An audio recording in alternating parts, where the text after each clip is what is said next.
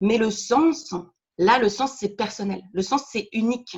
C'est ça qui va faire que cette personne va être passionnée par son travail ou pas. Lesintelligences.com, votre extracteur de connaissances. Donc, je suis Émilie Amick.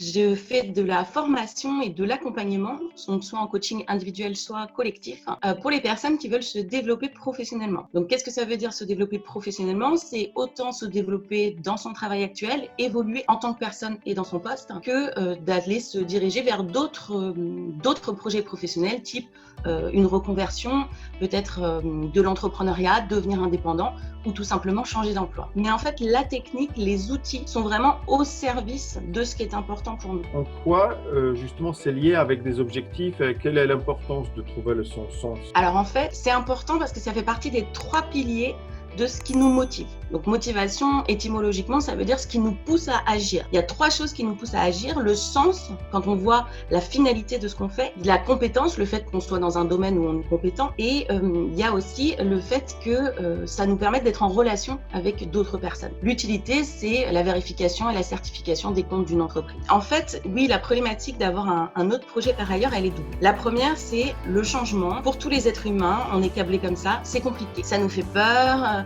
Donc, il faut déjà passer ce premier frein de se dire « je me décide ».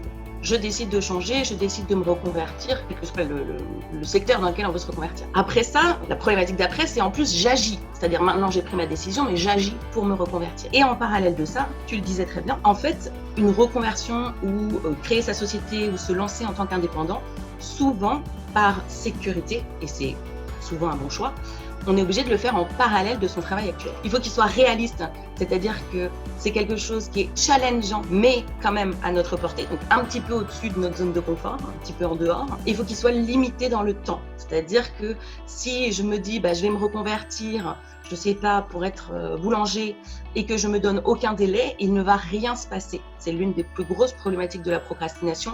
Quand il n'y a pas d'échéance, on ne fait pas. Voilà, il faut que ce soit sous notre contrôle, sinon l'objectif en lui-même, ça peut pas être quelque chose où la décision, où le résultat est dépendant de quelqu'un d'autre en fait.